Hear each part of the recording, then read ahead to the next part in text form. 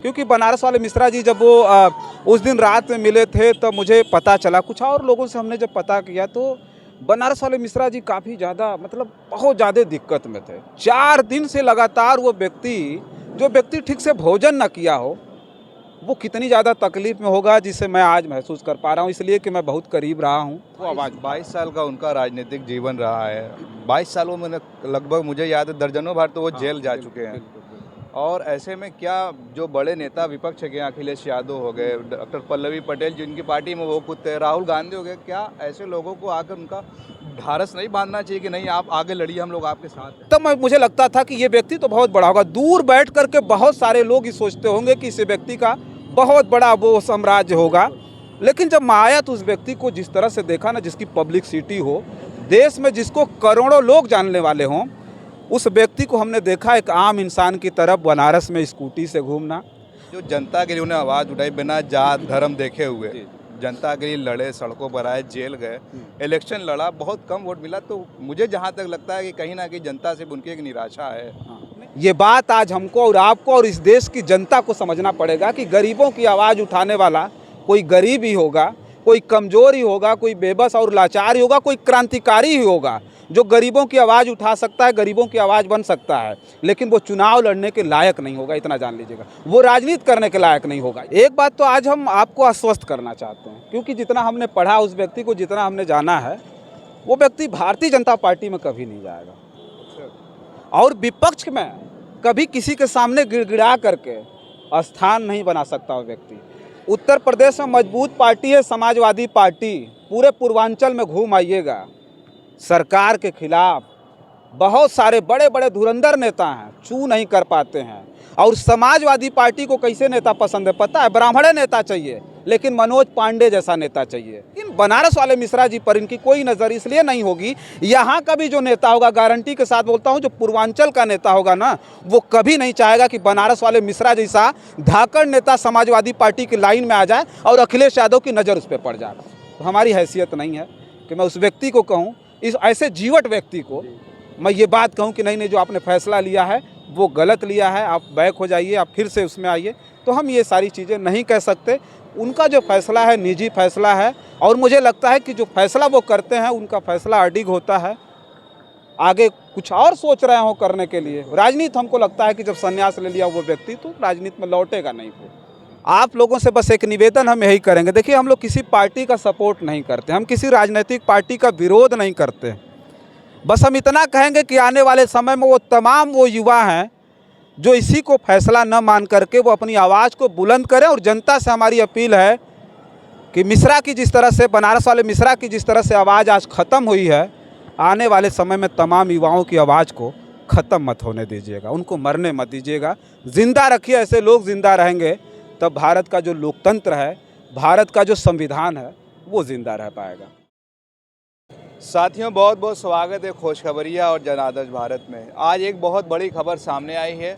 बनारस में रहने वाले बनारस वाले मिश्रा जी, जिनका नाम हरीश मिश्रा है, बनारस वाले मिश्रा जी ने ऐलान किया है कि वो अपने राजनीतिक जीवन से संन्यास ले रहे हैं। ये बहुत बड़ी खबर है। जब से ये खबर आई है तरह तरह के कमेंट सामने आ रहे हैं उनकी पोस्ट पर।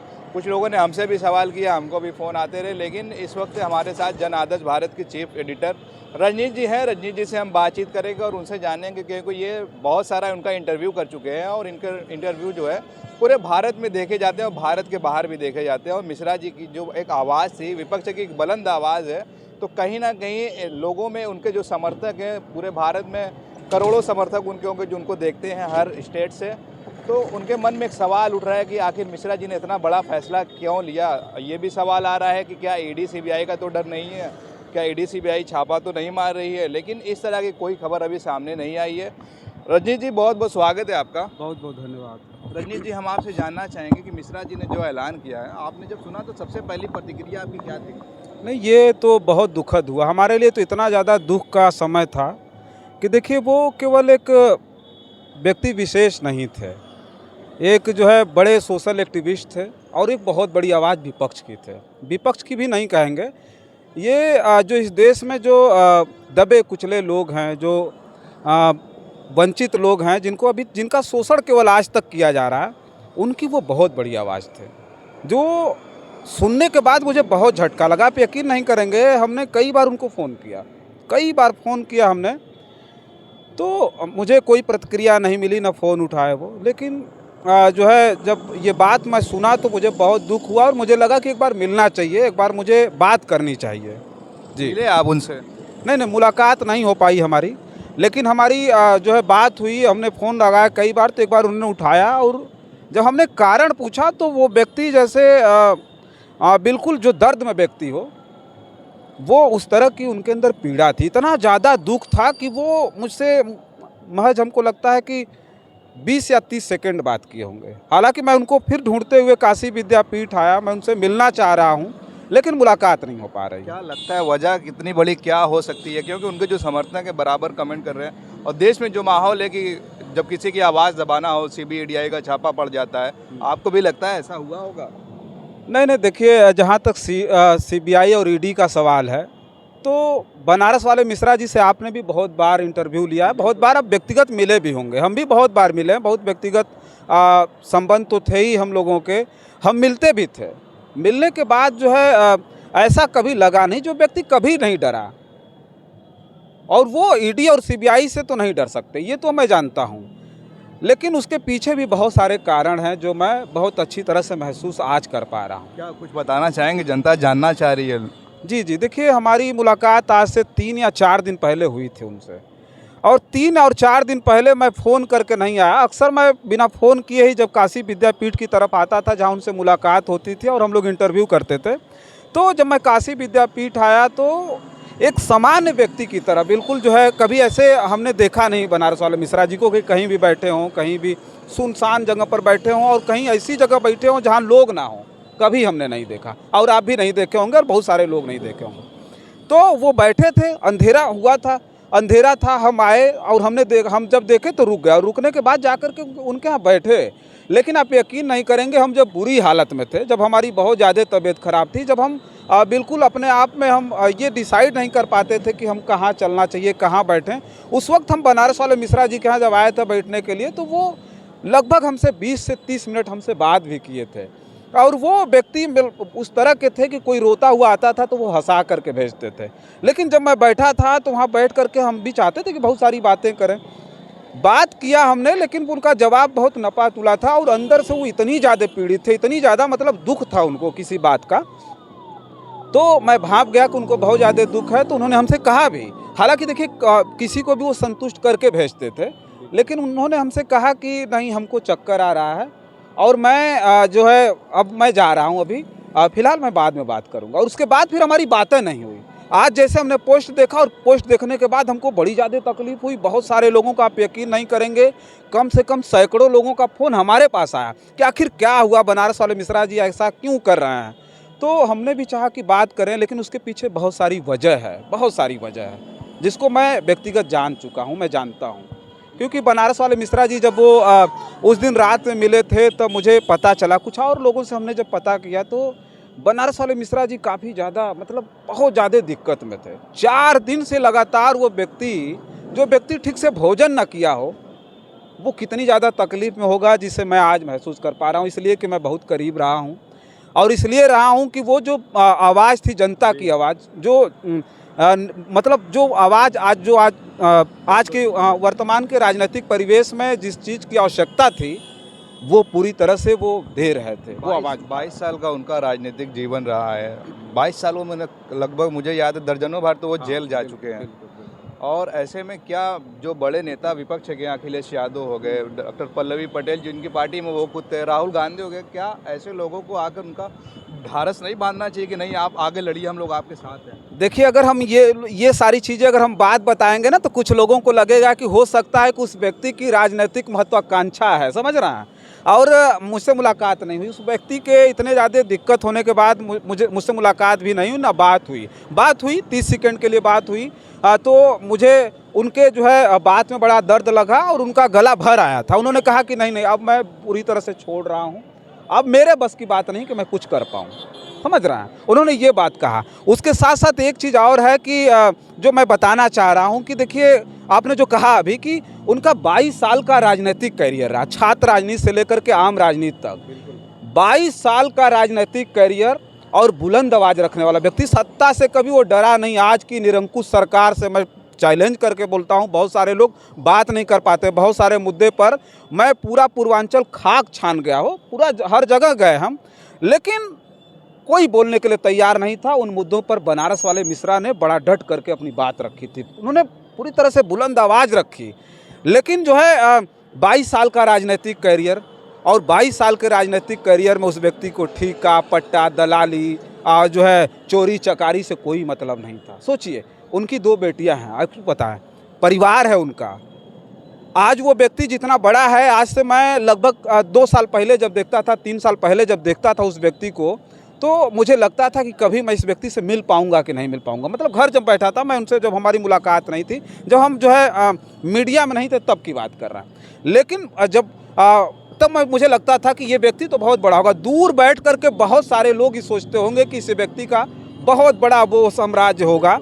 लेकिन जब मैं आया तो उस व्यक्ति को जिस तरह से देखा ना, जिसकी पब्लिसिटी हो, देश में जिसको करोड़ों लोग जानने वाले हों, उस व्यक्ति को हमने देखा एक आम इंसान की तरह बनारस में स्कूटी से घूमना, आम व्यक्ति की तरह। अगर मैं बता दूं, जब मैं पहली बार इंटरव्यू किया था ना, तो हमारे मात्र 300 सब्सक्राइबर थे, और मैंने जब इंटरव्यू किया ना, तो मुझे बड़ा डर लगा था कि वो व्यक्ति सामने से पूछेगा कि तुम्हारा सब्सक्राइबर कितना है, तुम आ गए हमारे यहाँ लेने के लिए। लेकिन उस व्यक्ति ने पूछा नहीं, बल्कि हम सही से बोल भी नहीं पाते थे, तब शुरुआत थी। तो उन्होंने पीठ ठोका इंटरव्यू के बाद और बोले कि जाओ, तुम बहुत आगे जाओगे। मतलब हौसला दिया उन्होंने। मुझे भी नहीं लगा था कि हम बहुत आगे जाएंगे, और बहुत आगे नहीं निकल गए, मुझे घमंड नहीं है। लेकिन उन्होंने ये नहीं कहा कि नहीं, तुम्हारे इतने छोटे सब्सक्राइबर है, तुम इतने छोटे यूट्यूबर हो, तुम आ गए इंटरव्यू लेने के लिए। किसी को नहीं उन्होंने कहा। अच्छा, ये भी हम आपसे पूछना चाहेंगे कि जो जनता के लिए उन्हें आवाज़ उठाई, बिना जात धर्म देखे हुए जनता के लिए लड़े, सड़कों पर आए, जेल गए, इलेक्शन लड़ा, बहुत कम वोट मिला। तो मुझे जहाँ तक लगता है कि कहीं ना कहीं जनता से उनकी एक निराशा है। नहीं, जनता के लिए उन्होंने हमेशा आवाज़ उठाई। जनता लग रहा सिर्फ उनको इंटरटेन तक ही रख रही है। हाँ, ये सच्चाई है, यही तो सच्चाई है सबसे बड़ी। अब सोचिए कि जिस व्यक्ति की वीडियो को करोड़ों लोग देखते हैं इस देश में, जब वो व्यक्ति चुनाव लड़ता है तो 1700 वोट पाता है, जब वो व्यक्ति चुनाव लड़ता है तो 5000 वोट पाता है। सोचिए, और उसके साथ साथ और है ना, जानते हैं, वो व्यक्ति लड़ा, सड़कों पर लड़ा, 1 दर्जन से ज़्यादा बार जेल गए बनारस वाले मिश्रा जी, और उसके बाद आज वो इस स्थिति में है कि वो चुनाव वो राजनीति से ही संन्यास ले रहा है। तो राजनीति से संन्यास लेने के पीछे जानते हैं क्या है? ये बात आज हमको और आपको और इस देश की जनता को समझना पड़ेगा कि गरीबों की आवाज़ उठाने वाला कोई गरीब ही होगा, कोई कमज़ोर ही होगा, कोई बेबस और लाचार ही होगा, कोई क्रांतिकारी ही होगा जो गरीबों की आवाज़ उठा सकता है, गरीबों की आवाज़ बन सकता है। लेकिन वो चुनाव लड़ने के लायक नहीं होगा, इतना जान लीजिएगा। वो राजनीति करने के लायक नहीं होगा। इसलिए नहीं होगा कि बनारस वाले मिश्रा के पास कोई भौकाल नहीं था, फार्चूनर और स्कॉर्पियो से नहीं चलते थे, उनके पास ठेका और दलाली दुपाली नहीं थी। सोचिए, लेकिन वो आवाज़ बनते थे, क्रांतिकारी आवाज़ बनते था। और गारंटी के साथ बोलता हूँ कि पूरे पूर्वांचल में जिस तरह की आवाज़ उस व्यक्ति ने बुलंद की, विपक्ष की आवाज़, वो इन्होंने ये थोड़ा किया कि नहीं हम कांग्रेस में नहीं तो कांग्रेस की बात नहीं करेंगे। नहीं, भारतीय जनता पार्टी से कोई दुश्मनी थोड़ा थी, लेकिन हमेशा विपक्ष में रहने वाला व्यक्ति और सच्चाई से लड़ने वाला व्यक्ति सरकार की नीतियों का विरोध करता है। मतलब उनके खिलाफ जो है वो करता है, अपनी आवाज़ बुलंद करता है। कमज़ोर, बेबस, लाचार लोगों के साथ बनारस वाले मिश्रा जी खड़े रहे, लेकिन उनके पास कोई भौकाल नहीं था। और आज के डेट में मैं ये भी कहना चाहता हूँ कि वो तमाम युवा, करोड़ों लोग जिस व्यक्ति को देखते थे, युवा प्रेरणा ले रहा। हमारे पास सैकड़ों फ़ोन आया, उस व्यक्ति के यहाँ पता नहीं कितना फ़ोन जाता होगा। फ़ोन लगा के देखिए, वेटिंग में कॉल जाएगा या बिजी बोलता होगा, कितना फ़ोन आ रहा है। लेकिन उस व्यक्ति को क्या हुआ? बस यही था कि उसके पास कुछ था नहीं, तो इसलिए वो राजनीति के लायक नहीं है। जिसके पास भौकाल नहीं होगा, जिसके पास पैसा नहीं होगा, जो व्यक्ति उस तरह का नहीं होगा, जो गुंडा बदमाश माफिया नहीं होगा, वो राजनीति में कभी सफल नहीं हो पाएगा। एक ऐसे वक्त में जहाँ पे बहुत सारी पार्टियों के नेता जो है, भाजपा जो सत्ता का मज़ा लेना चाहते हैं, आरएलडी हुई, सपा के जो विधायकों ने राज्यसभा में क्रॉस वोटिंग की, और सब लोग अपना सत्ता सुख पाना चाहते। तो बनारस वाले मिश्रा जी पर भी बहुत सारे लोगों ने कहा कि अगर ये चाहें तो बीजेपी का हाथ थाम ले। बीजेपी का हाथ थाम लेंगे तो इनकी जो नैया पार लग जाएगी। आपको नहीं लगता है बीजेपी को इनको नहीं लेना चाहिए? एक बात तो आज हम आपको आश्वस्त करना चाहते हैं, क्योंकि जितना हमने पढ़ा, उस व्यक्ति को जितना हमने जाना है, वो व्यक्ति भारतीय जनता पार्टी में कभी नहीं जाएगा, और विपक्ष में कभी किसी के सामने गिड़गिड़ा करके स्थान नहीं बना सकता वो व्यक्ति। उत्तर प्रदेश में मजबूत पार्टी है समाजवादी पार्टी। पूरे पूर्वांचल में घूम आइएगा, सरकार के खिलाफ बहुत सारे बड़े बड़े धुरंधर नेता हैं, चू नहीं कर पाते हैं। और समाजवादी पार्टी को कैसे नेता पसंद है पता है? ब्राह्मण नेता चाहिए, लेकिन मनोज पांडे जैसा नेता चाहिए। मनोज पांडे जैसा नेता जो मुलायम सिंह यादव के साथ उनकी सरपरस्ती में खूब बड़े विधायक रहे, सब कुछ रहे। आज उस व्यक्ति ने आरोप लगाया कि मुझे मना किया जाता था, मुझे कहा जाता था कि रामलला की मंदिर में दर्शन नहीं करने जाना है। अखिलेश यादव का एक भी बयान सोचिए, और उसी वजह से क्षुब्ध होकर के स्वामी प्रसाद मौर्य समाजवादी पार्टी छोड़ करके चले गए, जिन्होंने दलितों, पिछड़ों और आदिवासियों को पिरोया था समाजवादी पार्टी में ला करके। सोचिए, तो ये मनोज पांडे जैसे लोग इनको पसंद हैं। राकेश सिंह चाहिए, अभय सिंह चाहिए, मनोज पांडे चाहिए, राकेश पांडे चाहिए, हाँ ये लोग चाहिए इनको। लेकिन बनारस वाले मिश्रा जी पर इनकी कोई नज़र इसलिए नहीं होगी। यहाँ का भी जो नेता होगा, गारंटी के साथ बोलता हूँ, जो पूर्वांचल का नेता होगा ना, वो कभी नहीं चाहेगा कि बनारस वाले मिश्रा जैसा धाकड़ नेता समाजवादी पार्टी की लाइन में आ जाए और अखिलेश यादव की नज़र उस पर पड़ जाए। ये बात मैं इसलिए कह रहा हूँ, देखिए कि आज ज़रूरत है, अखिलेश यादव मजबूत नेता हैं, लेकिन कभी इस पर ध्यान नहीं। कांग्रेस की राजनीति कर रहे थे बनारस वाले मिश्रा जी, जब छात्र राजनीति से आए तो कांग्रेस में गए, कांग्रेस की राजनीति कर रहे थे, कांग्रेस के लिए लड़े सड़कों पर। जितना ज़्यादा आंदोलन इस बनारस की सड़कों पर वो व्यक्ति किया होगा अपने छोटे से जीवन काल में, कांग्रेस के लिए ना किसी ने नहीं किया होगा। लेकिन जब वक्त आया, जब चुनाव लड़ाने की बात आई, सोचिए मेहनत तो उसी लिए ना करता आदमी, लड़ता उसी लिए ना है। जब हम लड़ते हैं सड़क पर, वो व्यक्ति की कोई महत्वाकांक्षा थोड़े हमारे अंदर, हम जब लड़ रहे हैं तो हमारे अंदर ये थोड़े होगा कि नहीं भाई हमको विधायक बना दो, एमएलसी बना दो, विधान परिषद बना दो, सांसद बना दो, नहीं।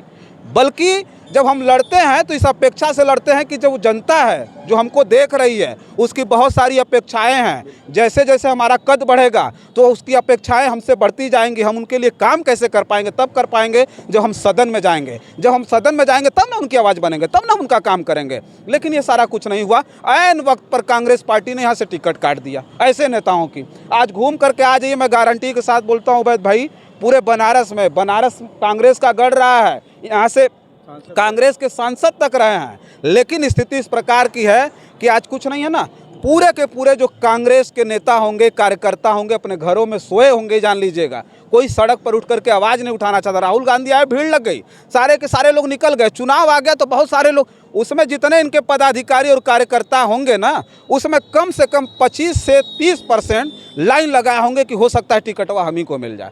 टिकट नहीं मिला तो भाग करके कहीं और ठिकाना बना लेंगे। लेकिन जो कार्यकर्ता है ना, उसकी कहीं पूछ नहीं है। जो बढ़िया नेता है ना, उसकी कहीं पूछ नहीं। अगर जो चापलूस हो, जो एक नंबर का फराड व्यक्ति हो, माफिया हो, गुंडा हो, चोरकट हो, उसको हर जगह स्थान मिलता है। अच्छा, आखिरी सवाल, बात ज़्यादा लंबी ना हो। हम चाहेंगे कि अभी भी वक्त है, मिश्रा जी को समझा लिया जाए। आप लोग कुछ कोशिश कर रहे हैं कि नहीं? अगर इसी तरह मजबूत जो आवाज़ विपक्ष की है बंद हो जाएगी तो फिर जो इनके पीछे जो भीड़ आने वाली है विपक्ष की, वो तो फिर सिलसिला ही ख़त्म हो जाएगा। ऐसे तो हर कोई जब बैठ जाएगा तो फिर जनता के लिए, फिर देश पे एक तरह से तानाशाही, तो लोग बता रहे चली रही है, और तानाशाही बढ़ जाएगी। देखिए, इस पर तो हम यही कहेंगे कि देखिए, जो बनारस वाले मिश्रा जी हैं ना, वो ज़मीर वाले नेता, उनके अंदर ज़मीर है, समझ रहा। और हमें तो नहीं लगता है कि वो व्यक्ति ने जो फैसला लिया है इतना आसानी से लिया होगा। सोचिए कि जो व्यक्ति 4 दिन भूखा रह कर के इस बात पर मंथन करे कि हम राजनीति करें कि नहीं करें, 4 दिन भूखा रह कर के ये व्यक्ति सोचता रह जाए कि हम लोगों की आवाज़ बने कि नहीं बने। जिस व्यक्ति के अंदर, मैं जानता हूं कि उस व्यक्ति के अंदर ये दर्द जरूर होगा कि जिस जनता के लिए मैं लड़ रहा था, उस जनता ने हमारे साथ क्या किया। उस व्यक्ति ने अपना भविष्य देखा होगा कि जनता के बीच हमारे पास माल नहीं है, हमारे पास पैसा नहीं है, तो हमारा भविष्य राजनीति में नहीं है। जिनकी हम आवाज़ बन रहे हैं वो हमारे साथ कभी खड़े नहीं होंगे। ये सारी बात सोच करके जो उन्होंने फैसला लिया है, मुझे नहीं लगता कि फिर लौटेंगे, या फिर हमारी कोई औकात है कि हम समझा लेंगे उनको, हम उनको कह दें कि नहीं नहीं आपको ये नहीं करना है। कोई नहीं कर सकता, हमारा इतना बड़ा वो भी नहीं है। हमारा काम था, देखिए हम एक चैनल वाले थे, हम एक रिपोर्टर थे, और सच में बताऊँ ना, बातचीत होती थी, ऐसा नहीं है। हम भी कभी बैठते थे तो बहुत सारे लोगों, केवल हमारे साथ नहीं, तमाम लोगों के साथ उस तरह का वो व्यवहार रखते थे। कोई आता था, प्रेम से बैठा करके चाय पिलाते थे। लेकिन हमारा इस तरह का कोई व्यवहार नहीं था कि उस व्यक्ति से घट रिश्ता हो, पारिवारिक रिश्ता हो, और उस व्यक्ति को कभी मैं राय दूं कि नहीं भाई आपको ये करना है, वो करना है, ये नहीं करना है।